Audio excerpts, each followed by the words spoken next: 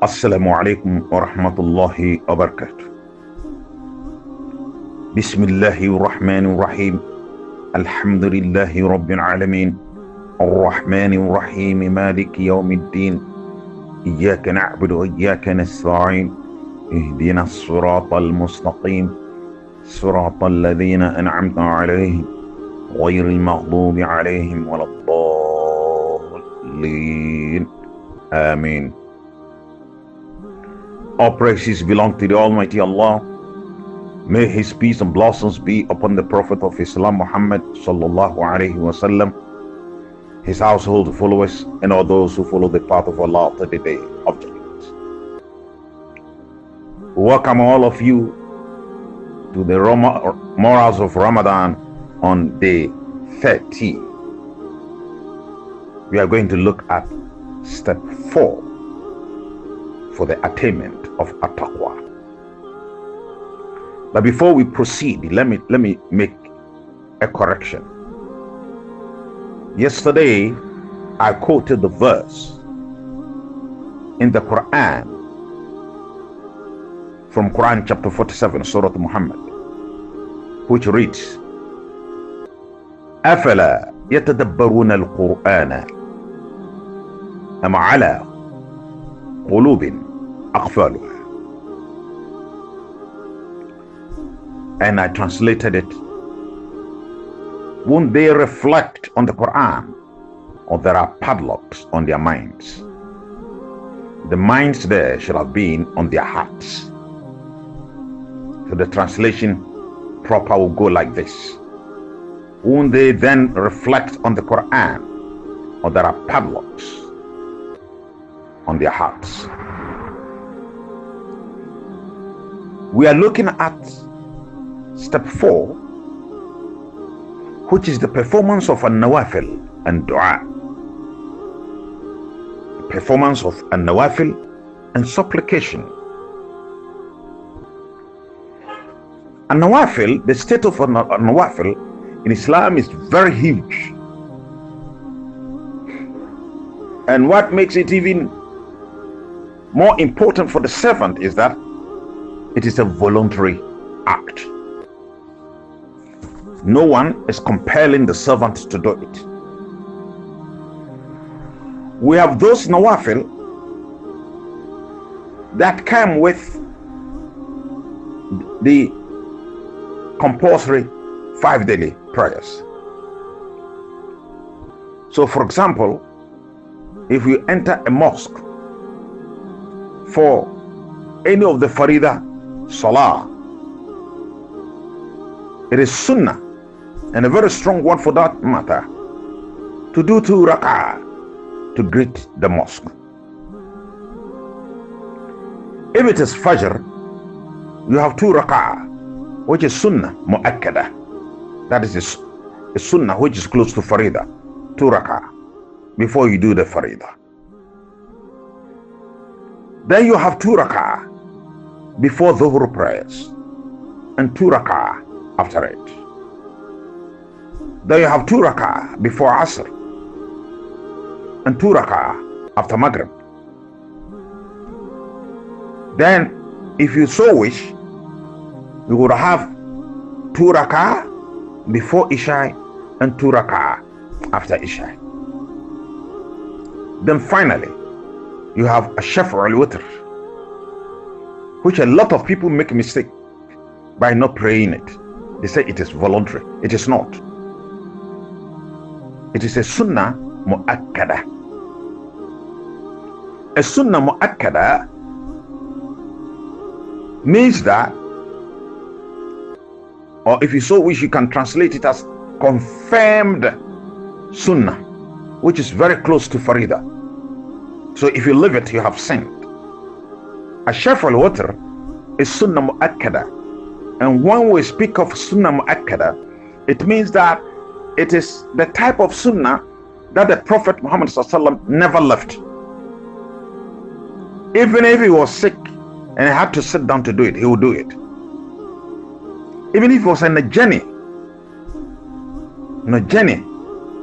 during which even Farida he has to pray 2 rak'ah, he will still do the Sunnah Mu'akkad.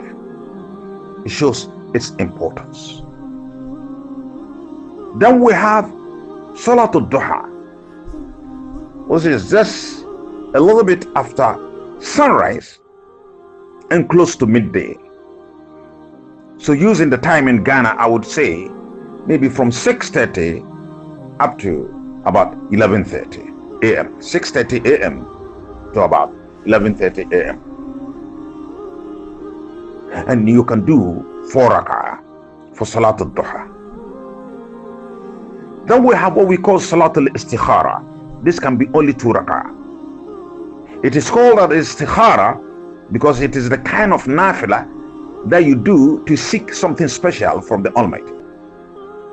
Maybe you're embarking on a project and you want Allah's direction. So al-istikhara means talabul khayri min Allah. That is seeking something special from the Almighty. If you want to get married, please, this prayer is extremely important. Allah subhanahu wa ta'ala has his own way of doing things. Fa'alun lima yurid. He does whatever he wishes. And coming from this principle of doing whatever he wishes, if we do istikhara for a good wife, istikhara for a good husband, the Creator in his own wisdom and infinite power will guide you and me. Then we have Salatul Tahajjud, which is performed after about 1 a.m. These are the nawafil that you do. And these nawafil, it is important to note that the more you do them, the closer you become to the Almighty. The more you do them, the closer you become to the Almighty. Because all these are voluntary acts of worship, and it is coming from the heart of the believer. Nobody has compelled him to do it. He is doing it on his own volition. That I love Allah and I want to get close to him, so let me do this nawafil. Then associated with a nawafil is a dua. And I would like to make a correction here. A lot of people raise up their hands to pray to Allah when they finish Faridah. I want to state clearly, without any doubt in my mind, and according to authentic practices of the Prophet, the Prophet never raised up his hands after Faridah.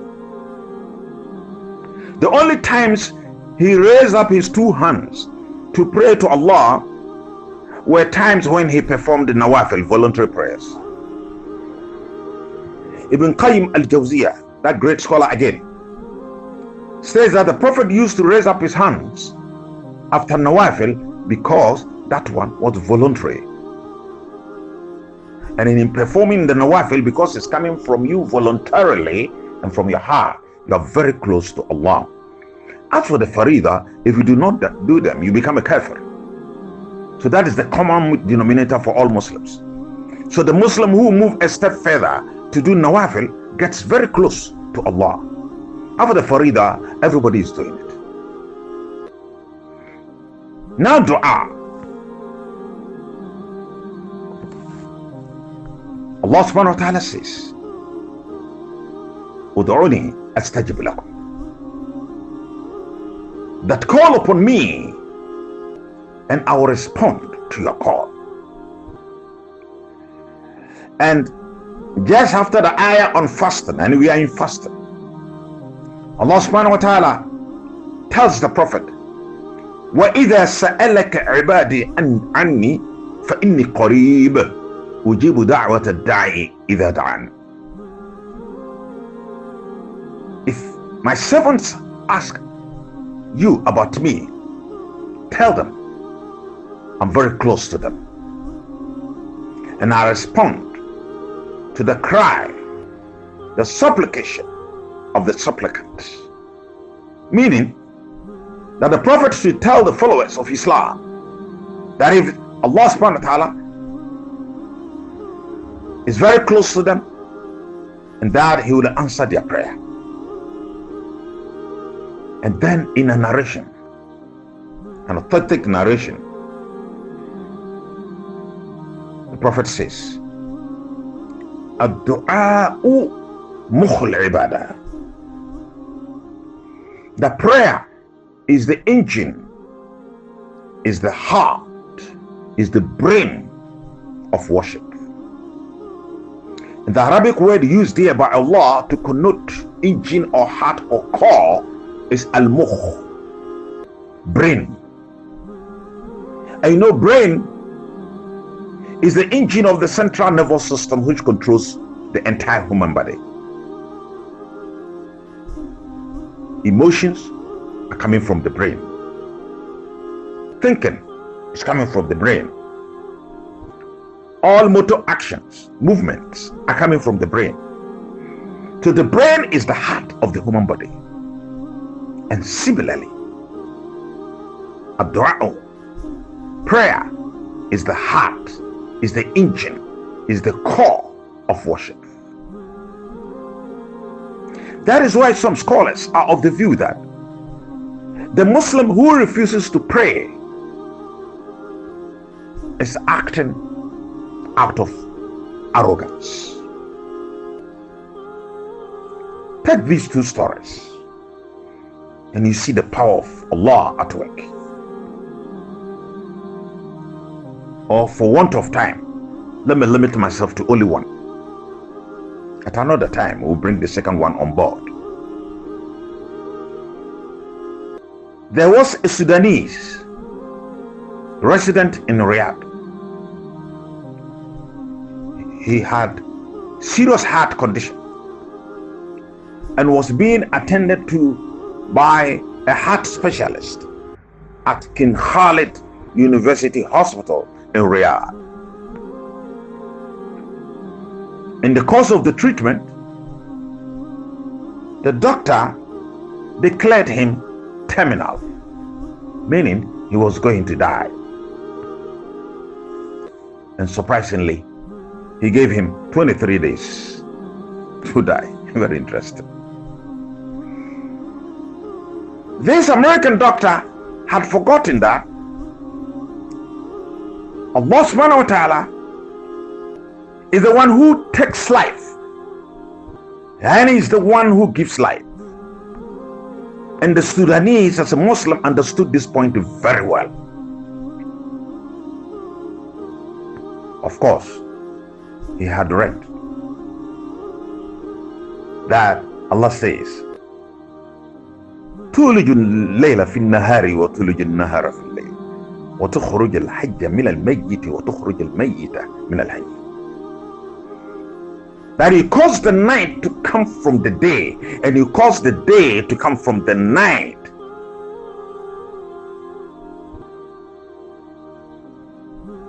And that تخرج الحي من الميت, that He caused the living to come from the dead and the dead from the living.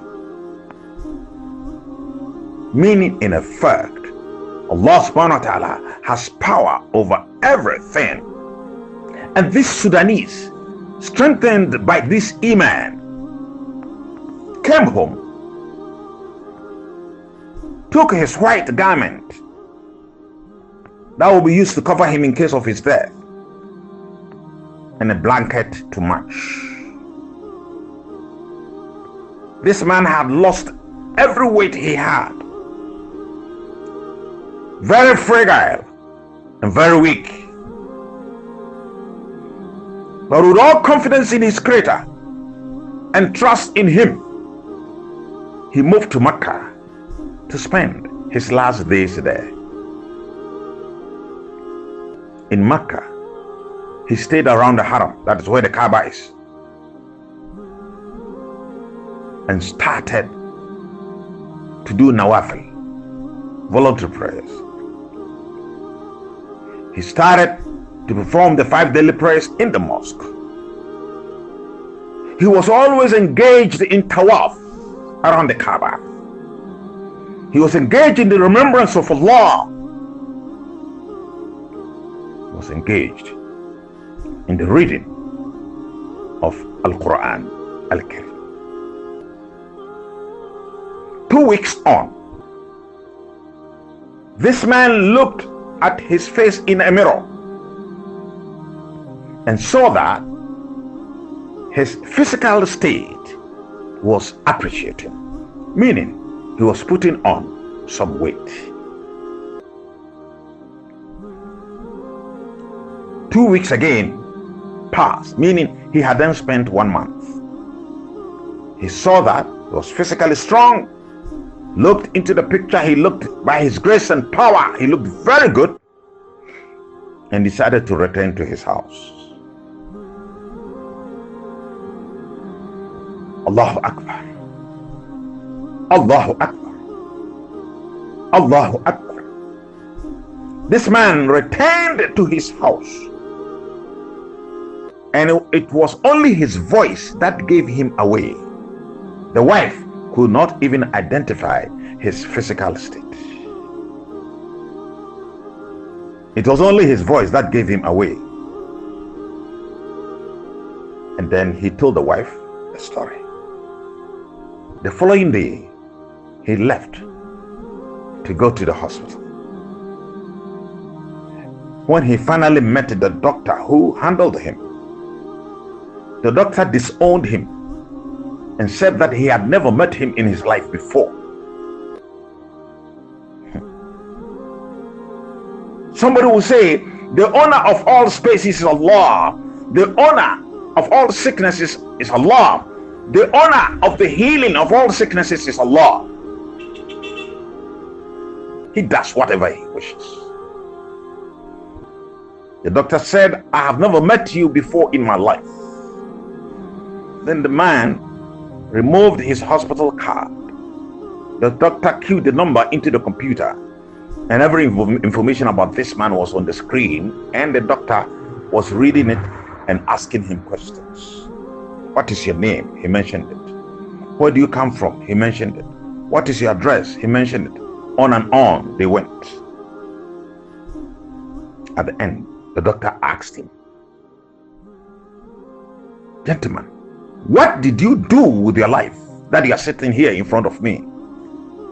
Then the Sudanese said, when you said I was going to die after 23 days, I knew that the creator of the heavens and the earth would take care of me.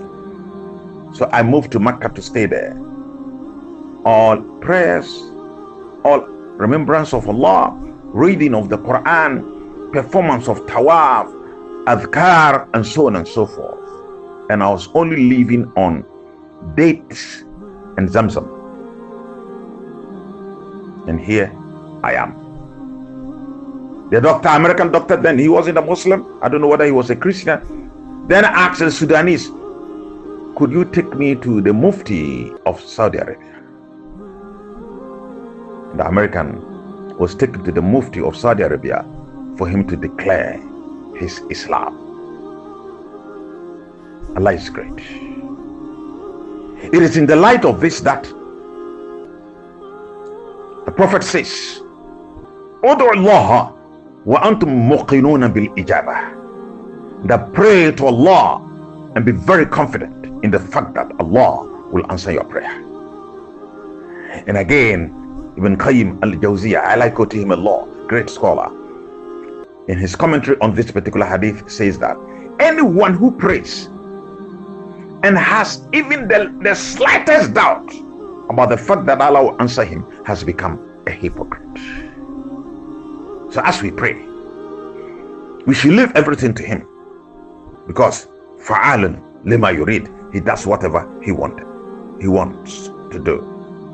We ask him to give us the iman to pray to him and help us have the iman that he will answer our prayer, because he knows best. We leave our lives in his hands, and in this great month of Ramadan, should give us the heart that will constantly pray to Him, constantly have confidence in Him, and constantly rely on Him. May the Creator be with all of you. Assalamu alaikum wa rahmatullahi wa barakatuh.